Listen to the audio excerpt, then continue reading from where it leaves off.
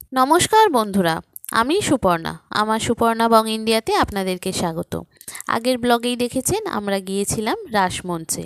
তো এই রাসমঞ্চ এত সুন্দর স্থাপত্য, মানে বলার মতো নয়। তো সেই সুন্দর স্থাপত্য দেখে আমরা চলে যাব এর পরের একটা মন্দির দেখতে। তো এই মন্দির দেখতে যাওয়ার সাথে সাথেই আপনাদেরকে আরও রাস্তায় অনেক কিছু পড়বে, যেগুলো এখন আর সচরাচর কেউ দেখে না। তো সেই রাসমঞ্চ থেকে আমরা বেরিয়ে পড়লাম, এই যে সিঁড়ি দিয়ে নেমে পড়লাম। নেমে জাস্ট ডান দিকটা ঘুরলেই এদিকের বাহির পথ। আপনি অন্য যে গেট দিয়ে এসেছেন, এই মানে এন্ট্রি করেছেন, এক্সিটটা আপনার ঠিক পাশেই। এই রাসমঞ্চ তার পাশ দিয়েই হচ্ছে এক্সিট পথ। তো এখান থেকেই আমরা চলে যাব। তো এই এক্সিটের পাশেই দেখবেন প্রচুর দোকান আছে। এখানে এত সুন্দর হাতের কাজ, এত সুন্দর এই মানে কাজগুলো আপনাদেরকে একটু দেখাই। আর আমাদের টোটোটা একটু দূরে দাঁড়িয়েছে, তো তখন ভাবলাম যে টোটোটা খুঁজতে খুঁজতে তো আমি আপনাদেরকে ততক্ষণে এই কাজগুলো দেখাই। দেখুন, এদের এই টেরাকোঠার কাজ, এদের এই ডোকরার কাজ, হাতের কাজ এত সুন্দর নিখুঁত। আপনি এখান থেকে কিনে নিয়ে যেতে পারেন অনায়াসেই, এগুলো বাড়িতে আপনি সাজাতে পারেন। তো এই দাদার কাছে কটা জিনিস আমার প্রচণ্ড পছন্দ হয়েছে, কিন্তু এত সুন্দর দেখতে, কিন্তু এগুলো নিয়ে যাব কি করে সেটাই আমি ভাবছিলাম। এত সুন্দর হাতের কাজ, দেখুন প্রত্যেকটা জিনিস দেখেছেন কত সুন্দর। বাড়ি সাজানোর জন্য একদম দারুণ। কেউ যদি বাড়ি সাজানোর জন্য কোনো জিনিস কিনতে চান, আপনি কিন্তু ডাইরেক্ট এই বাঁকুড়ায় চলে আসবেন, বিষ্ণুপুরে। এখানকার মতো সুন্দর জিনিস বাড়ি সাজানোর মতো কোথাও আপনি পাবেন না। এত সুন্দর এখানকার শিল্পীদের হাতের কাজ, সাধারণ কাজকেও অসাধারণ করে তোলে। তো দেখেছেন কত সুন্দর আঁকাগুলো, কি সুন্দরভাবে ফুটে উঠেছে মাটির জিনিসে। এই দেখুন দাদা, এইগুলোর কি দাম আছে? এই যে দুটো ইয়েরগুলো, এই দুটো মূর্তি, এই দেওয়ালে যে হ্যাঙ্গিং ওয়ালগুলো, হ্যাঁ কত? আর এই রকম যে নিচেরগুলো জোড়া আছে 500 টাকা, 550 টাকা, 350 টাকা আছে। এইগুলো এটা 60 টাকা, এটা 70 টাকা। না না, এই বড়গুলো বড়গুলো এটা 350 টাকা করে গেছে। আড়াইটা বাজলে বাদ দিয়ে দিবে, দিতে পারবো না। 390 টাকা দাম আছে, 10% লেস করে। কোথায় গেল টোটো? ও অত দূরে দাঁড়াচ্ছে কেন? এখানে কোথায় দাঁড়াচ্ছে?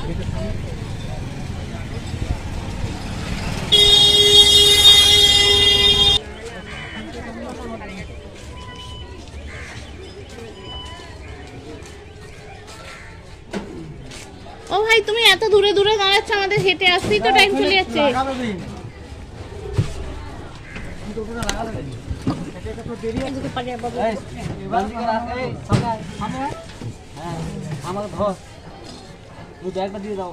তুমি এই দিকটা এখানে দিয়ে দাও।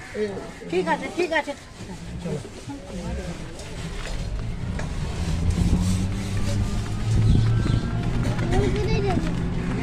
আবার একটা জায়গায়, মেলা নয়, আবার একটা জায়গা, দুবার বকো না, কান্না শুরু করবে। আচ্ছা, ওই তো আবার ঠাকুর মন্দির, ওইটা দেখি, একটা কালী মন্দির দেখলি। হ্যাঁ, এই একটা দেখলি কি সুন্দর, আরো আছে। আবার একটা জায়গায় যাবো, লাস্টে মেলা যাবো। হাওয়া লাগছে, হাওয়াটা লাগছে। আচ্ছা ইয়ে দাদা, সামনে জ্যাকেটটা বাদ করে দাও।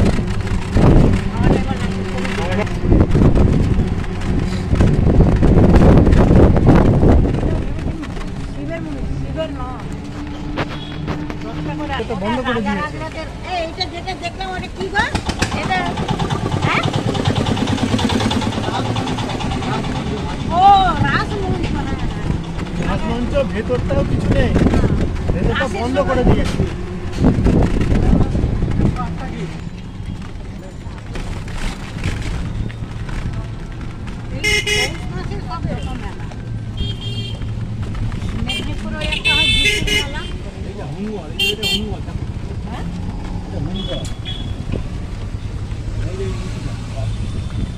এটা কি আছে?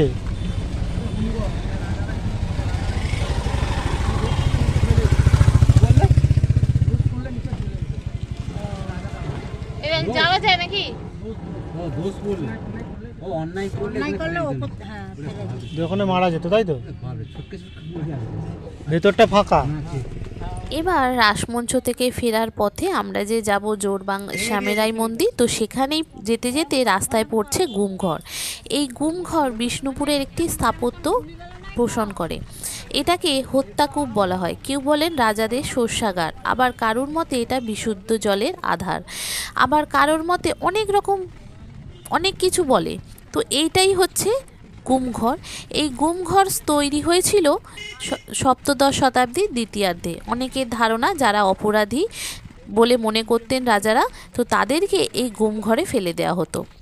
এটা ছিল, অনেকে বলেন মল্লা রাজাদের শস্যাগার ছিল, অনেকে অনেক রকম বলে, কেউ বলে জলের ট্যাঙ্ক ছিল। তো এটা দেখেই আমরা ভিতরে আর গেলাম না, এখন আর যাওয়া যায় না। তো ওখান থেকে আমরা জাস্ট একটু মোড়টা ঘুরতেই চলে যাব শ্যামরাই মন্দির। এই শ্যামরাই মন্দির যেতে যেতেই এখানে দেখুন আবার সেই মেলা, কত সুন্দর হাতের কাজ, অসাধারণ কাজ, যেমন সুন্দর দেখতে, মানে কোনটা ছেড়ে কোনটা নেবেন আপনি বুঝে উঠতে পারবেন না। তো এই শ্যামরাই মন্দির যেতে গেলে আপনাদের যে রাসমঞ্চে টিকিট কেটেছিলেন, তো সেই টিকিটটা আপনাকে এখানে দেখাতে হবে। ওই টিকিটটা আপনাকে 2 থেকে 3 জায়গায় এখানে দেখাতে হবে, আর কোনো টিকিট কাটার প্রয়োজন নেই। এই দেখুন কত সুন্দর হাতের কাজ। তো এই শ্যামেরাই মন্দির দেখে আপনাদের কেমন লাগলো অবশ্যই জানাবেন। যদি ভালো লাগে লাইক শেয়ার করে দেবেন। আবার দেখা হবে, এই পুরো ভিডিওটি আবার আপনাদের সঙ্গে শেয়ার করব। আজকের এখানেই টাটা। সবাই ভালো থাকবেন, সুস্থ থাকবেন, সাবধানে থাকবেন। দেখা হবে পরের ব্লগে। টাটা।